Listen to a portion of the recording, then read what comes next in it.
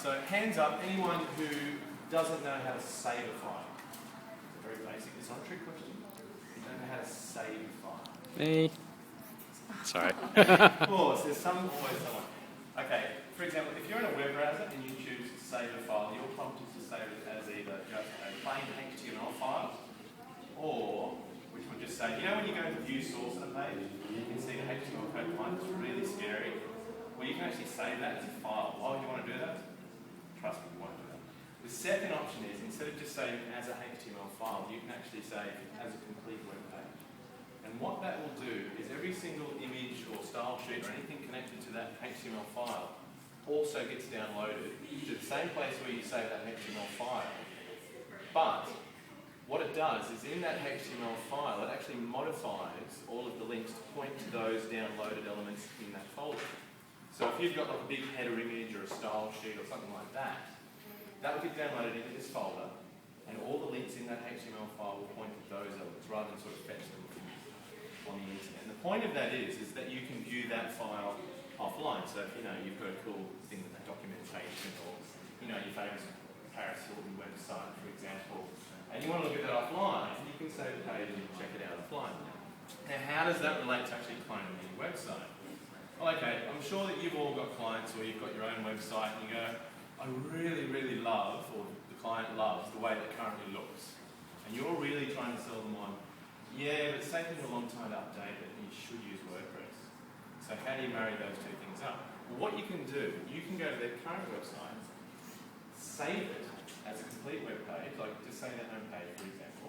That downloads it, saves that HTML file, saves all of the images and all the style sheets. Cool. Now this is how we actually start, right? This is the basis of an actual WordPress theme. So, sorry if I go too fast here. There's going to be a bit of nerd logic going on here, and at any time, feel free to pull me up. I'm a nerd. So, as we've been alluded to in previous talks, Dee sort of touched upon it, you've got this idea that when you've got a theme, okay, anyone not know what a theme is? Okay, some of you are lying.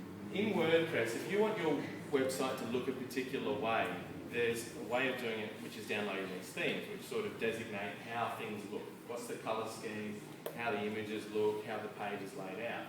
Now, you can download these from the internet, from all those wonderful sites that Dee presented earlier, or you can create your own. So this is what I'm alluding to. So I'm going to marry up saving the web page and creating a theme. So, in a particular folder, this is a really bad in a particular folder, that's also a bad thing. Pretend that's a folder. Just go with me. That's a folder. To create a theme, all you need to do is give this a name, so let's call it whatever. Within that folder you need a couple of files. One is called style.css, and the other one, you don't really need any other files, but at bare minimum you want one other file, and that is called index.php. So back to our original example of when you download any website, typically what you'll end up with is some HTML file. Again, apologies for this term. So you'll end up with a file that's called sum.html. And you'll end up with a folder next to that that contains all of the images and style sheets that were associated with that particular page.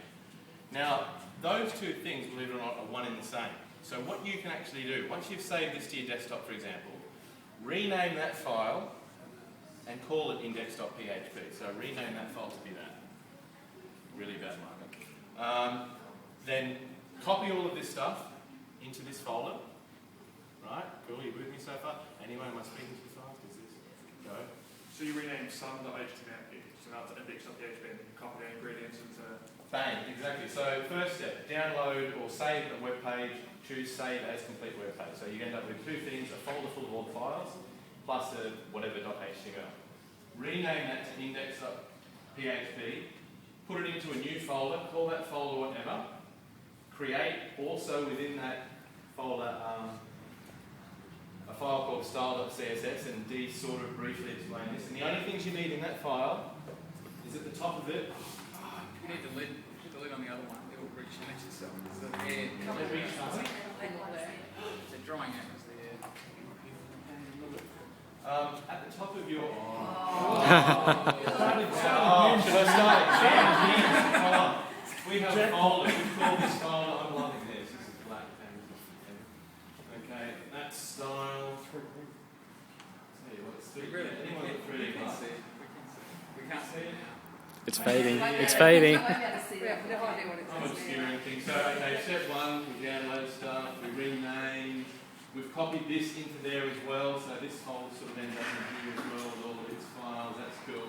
We create a style.css. In that style.css, we say template, name, colon, and you can call it whatever. It doesn't have to have the same name as the file, but it can. And I think that's a bare minimum. That's a comment at the top of the file. That's all you need. And you've created a WordPress theme. And you're thinking, okay, no, that's not right. You're lying to me. Can't be that simple. Well, okay, put it this way. You could go to Twitter, for example, and you could go in your web browser, file, save as a complete web page. It will download that file as whatever.html, and because you chose save as a complete web page, it will also download the file with all the images and everything. You put it into a folder called whatever. Now you put this folder where you put all your other WordPress things, which is in, anyone? See, none of you know.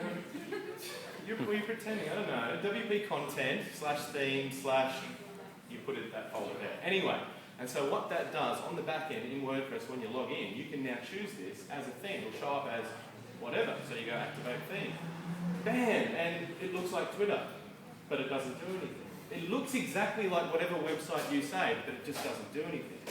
And you think, oh, well, that's useless. No, it's not. Because what you can then do is you can actually start editing this file. And where there might be like some cool title on the page or some content, you can actually replace that with PHP code. Now, I don't mean to scare some of you. I know that's a bad word. But if you're going to do WordPress themes, you can actually learn a bit of this all on the WordPress website in their documentation. So every page is just made up of like things to say, this is where the title goes, this is where the content goes, this is where the image goes. And it's really basic. It's like playing English almost. But okay, the point of all this is manic talk here, is that if you've got a client, they love their current website, but they want a better CMS. The problem has usually been that you say, yeah, I can build you a WordPress website. And they go, but will it look like my current website? And you go, yeah. And you know you're lying because you know what you're going to do. You're going to download a thing. Or you're going to start with a starters theme or something very bare minimum and sort of build it up from scratch. Why not just copy their existing website, word for word? Because, okay, sure, you're going to end up with, when you activate this theme, it's not going to do anything. But then all you've got to do is go into the WordPress documentation, probably learn about 3 or 4 things. You've got to learn about this cool thing called the loop, which if you're going to do any themes, it's called the loop, which is basically just saying, hello, on WordPress, what am I displaying in this page loop through it, whether that's a list of pages or whether that's a single page, something like that. And a few other things like the title. You know, they've got really well-known functions. The title, that spits out, what do you think? The title? Yeah, obviously the title, yeah. And the content, that's another really hard, difficult one to remember. That actually spits out the content for a particular page.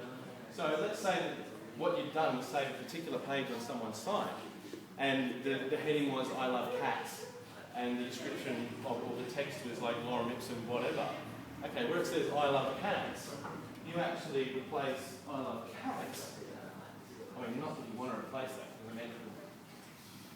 but if the heading was like H1, I love cats, you could actually replace that code there with H1, don't be scared here, PHP, the underscore title, brackets, colon, nothing to do with your colon.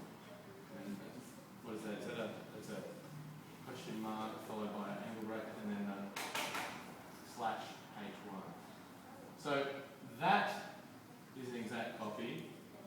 That bit there is an exact copy. The only bit we've done is change that static text to say to WordPress, hey, what's the title for this page? And WordPress knows that. It tells you. It just goes, bang, I love cats or I love dogs if you change a page, and likewise under that you can say there's another function that you can call called the content. And bang, if they've edited a page in the back end or created a page, it spits out the content. And that's it, you're on your way. All you've got to do then is look at the WordPress documentation and just go, okay, well, they've also got an image there. How do I do that? Oh, wow, you can do these images, they're attachments. And it's, seriously, start this way, and this will actually be a good ramp for you to learn PHP. You won't be scared of it then. It'll be like, I've got this complete website, it looks like their website. It's just the text isn't what's in the back end. Like they've got all these pages, but the text isn't showing. So all I've got to do is go in and do substitutions. I mean, everyone can do that. Anyway, so that's my talk on how to take any website, clone it in WordPress. It's not complete. I haven't given Cliff's notes. I haven't sort of given you in-depth detail. That being said, feel free to bug me on Twitter. This is probably suicide here. But that's a Y. It's very bad at writing. YLUDAMAN, which is Udaman, which is, look, honesty here, I chose that when I was about 16. I was an online game, I was playing Doom 2. I had to choose a name. So that was that. Any questions, please? Yes? When you're saying you go and do select full page, like from the, is that going to just take the front page? Let's say we had a website that had 500 pages. Right, okay. Am I going to have to go into every page and select page code and then do it for every page? I will answer that question very briefly, and the quick answer is no. Okay. You will find this out if you actually go to, there's a page that you should Google. If you Google template hierarchy in WordPress, you will find a page in the documentation that tells you. The reason I said to actually name it as index.php is because by default, this relates back to what Dee was saying with child theme. If you create a child theme and a particular template isn't there, like for example, there's a whole bunch of these things. There's one called home.php, there's one called post.php, there's one called page.php,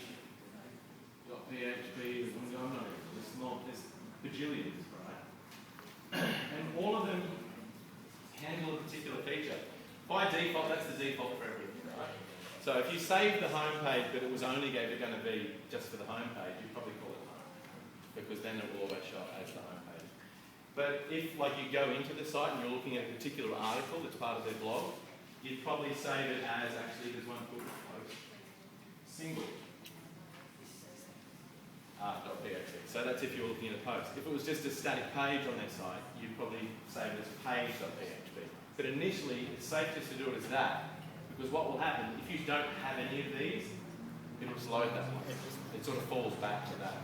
But as soon as you sort of create one of these, it goes, oh, I actually do have something to display single post, so I'll use that. So.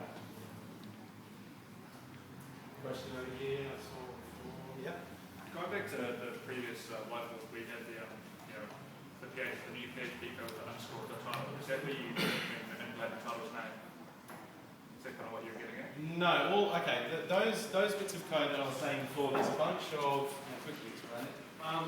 When you're on any template, there is this basic concept in WordPress known as the loop.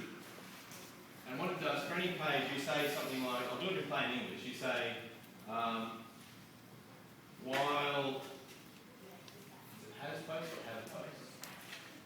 Anyone? No one can remember. While you have posts, spit out the title, spit out content,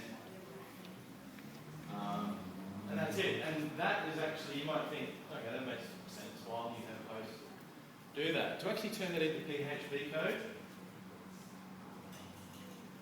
while have posts, and then you add this extra line in here that says the post, which tells WordPress, by the way, we're talking about a post. Then you say the title, which is a PHP function. And then you say the content, which is another PHP function. And that's sort of all you sort of need to question mark. No. Now, of course, you can format that with tags and everything else like you do with HTML normally. But what that will actually spit out is the title of the post, and that will spit out the content. So in other words, when they're on the back end and they've created the post, you've got the title bar hole, you've got the title box, and you've got the text area for the content. That just grabs that and that just grabs that. If you want that to look a different way, there's this other concept known as filters, which before it actually gets spat out to the template, it runs it through like a washing machine and does whatever you want to it. But again, that's also in the documentation. So you can also say, by the way, define a filter for titles. So you want all titles to appear in application, you can do that. Define a filter for the content. You want the content to erase any swear words, for example. You can do that. And there are plugins that do this, so you don't need to know code. But so what I was alluding at before is the post. It says grab the post and the title and the content to spit out the actual stuff. Any other questions? Does everyone get the MySQL database part of it? You might lose people with the database connected to the PHP. Okay, the way that it works is, you don't be scared by databases. WordPress runs on a database, but you don't need to know about that. So we don't talk about that, so I find that. All you need to know is this particular line here. You can ask WordPress, dude, I'm on this particular template. Have you got any posts to give me so I can spit them out to the person reading the page? And it goes, yeah, I do. And you go, cool. Say the post, and it goes, cool, here's a post. And then after that point, after you set the post, you can do things like the title, and it spits out just the title. You go, the content spits out the content, and there's a whole slew of other functions that do similar stuff. But I mean, they're the ones we're going to use for that.